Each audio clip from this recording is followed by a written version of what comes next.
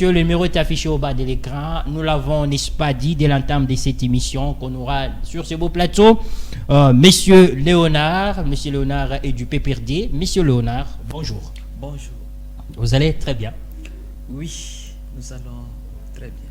Mais monsieur Léonard semble un peu très timide là. Qu'est-ce qu'il y a? Il n'y a rien. Il n'y a rien. Ce n'est que le début et donc l'appétit vient en mangeant. L'appétit. Le volume va se régler selon le tempérament des questions. Oui.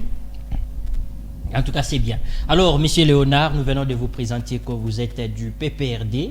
Quand on parle du PPRD, c'est un parti qui n'est même pas présenté ici en RDC. D'où la question est de savoir comment se comporte ce parti.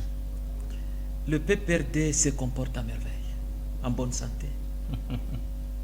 Tout le monde est aux aguets, attentif à ceux qui guettent le pire, qui guettent la société congolaise. Sinon, le PPRD se comporte à une bonne santé. Ok. Très bonne santé d'ailleurs. Plus que même la santé. Plus que la santé même. Vraiment. Depuis un temps, on ne sent pas le PPRD sur terrain comme on les sentait autrefois. Qu'est-ce qui expliquerait un peu cette, si je peux le dire, disparition ou ce calme, ce silence? Dire on ne voit pas le PPRD sur terrain. On ne le sent pas. On ne le sent pas. On ne le ressent pas. On On ne le ressent pas. Mais PPRD. moi qui vous parle, je suis homme du terrain dans la création des cellules de base. Ma cellule de base que je suis en train de gérer, qui est le renouveau idéologue du kabylisme, c'est une nouvelle cellule de base qui n'a jamais existé au PPRD, que nous venons de créer. Et j'ai des sous-cellules, même dans des quartiers ou communes rouges. Je descends toute fierté avec mes insignes à Tabac, là où il y a 2 partis inciviques. Je prends Bongonga, il y a des quartiers très sensibles, allergiques en voyant le PPRD. Moi, je descends en âme et conscience et avec toute force. Voilà. Et comment dites-vous que le PPRD n'est pas pressenti sur terrain?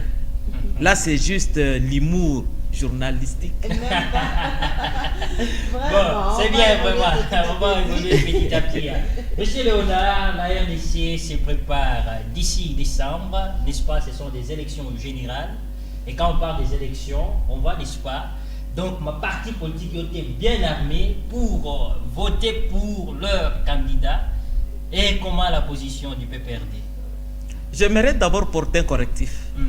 Ne dites pas que la RDC se prépare aux élections, mais dites que la RDC se prépare à un chaos. Évidemment. Bon, pourquoi vous le dites comme ça? Pourquoi vous dites ça? Une bonne ça, question. c'est très fort. Hein? Une bonne question. Parce que nos préalables constitutionnels et institutionnels ne sont pas respectés. Comment ça? Et tout se déroule normalement. Il y a eu, n'est-ce pas? Mais vous m'étonnez. Vous êtes au Congo ou bien vous n'êtes pas au Congo? Il y a eu d'abord les dépôts des candidatures. Mais ça m'étonne. Madame, ça m'étonne. Ça prouve que vous ne venez au Congo que le matin pour passer l'émission. Et après l'émission, vous n'êtes plus au Congo. J'aimerais vous révéler. J'aimerais vous révéler. Oui. Notre premier conditionnement, c'est la désignation de M. Kadima à la présidence de la CENI. On n'a pas respecté la Constitution. Il y a déjà violation de notre Constitution, volontairement par le président de la République, que je cite ici, avec tout respect et considération, M. Félix Antoine Tshisekedi. Il n'a pas respecté la Constitution. Deuxième conditionnement, il y a problème de constitution où la composition de la CENI ainsi que la Cour constitutionnelle. Monsieur le président de la République, que je récite, Félix Antoine, n'a pas respecté la Constitution. Il y a un problème d'enrôlement. Vous avez vendu vos identités à la CENI pour que vous soyez identifiés. Il fallait monnayer, il fallait donner quelques sous. Voilà. Quand vous prenez les personnes identifiées, on avait identifié même les grossesses d'une heure. Ça a été identifié? C'était enregistré, c'était enrôlé pour préparer leur tricherie. Troisième conditionnement, il y a un problème de répartition des bureaux de vote qui n'est pas un secret pour qui que ce soit. Le Grand Kasaï, c'est une région qui se vide à chaque instant, à chaque tierce, à chaque seconde, à chaque minute, à chaque heure, vers d'autres régions. Comment pouvez-vous donner beaucoup de bureaux au Grand Kasaï, du temps que c'est une région qui se vide à chaque clignotement d'œil, et accorder peu de bureaux à des régions qui sont surpeuplées? Ce n'est pas parce qu'il y a eu beaucoup d'enrôlés? Ah, s'il n'y a pas eu beaucoup d'enrôlés, c'était déjà un mécanisme mis en place pour gonfler l'effectif de ce coin-là et dire il a été voté massivement à Mupompa, à Kabeya Kamwanga, à Ngandanjika, dans le Grand Kasaï. Quatrième conditionnement, il y a l'audit et la publication du fichier électoral qui n'est pas crédible. Et comment ça? Comment ça? Oui. Mais M. Kadima a tout centralisé. Il n'a pas donné l'accès. Tout est bloqué. Pourquoi c'est bloqué? Pourquoi tout est centralisé? Ils savent qu'ils ne sont pas honnêtes, ils ne sont pas sérieux. Il y a un autre problème. C'est lesquels? C'est le problème des personnes qui animent les institutions censées de nous organiser les élections. Nous n'avons que la même tendance politique. Okay. Nous n'avons que le même espace géographique. Nous n'avons que les mêmes personnes partageant les mêmes us, mœurs et coutumes, et tous mangeant la viande canine.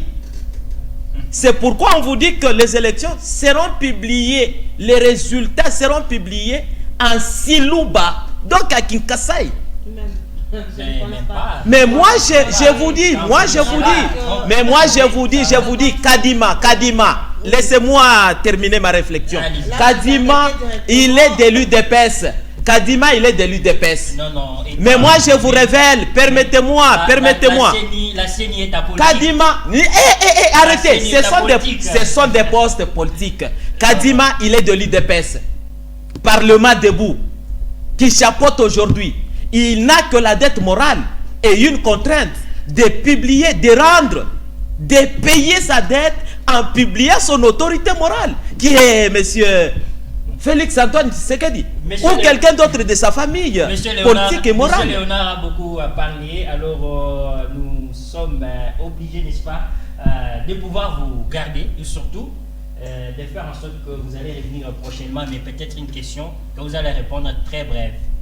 Allez-vous présenter, vous serez aux élections, vrai ou faux?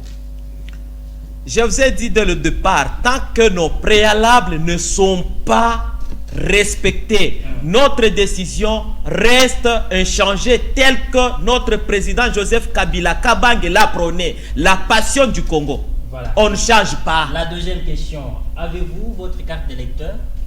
Je n'en ai pas. D'accord. Mesdames et messieurs, nous comprenons que, en tout cas, c'est bien, et nous sommes très ravis, et surtout que vous êtes nombreux. Quel est votre dernier message? Mon dernier message, c'est sensibiliser la population congolaise. De pousser, monsieur le président de la République, au forcing, parce qu'il nous a poussé au forcing.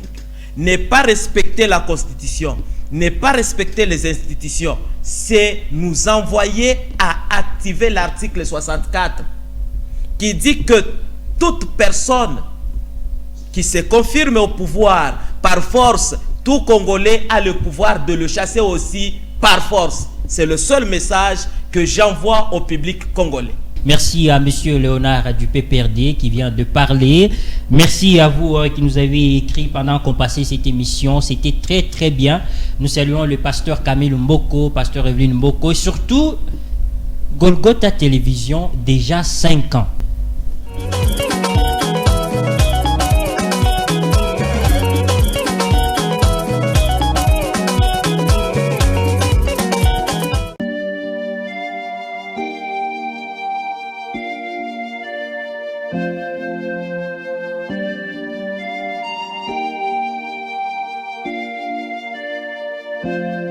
Regardez-moi bien, dans peu de temps je vais changer.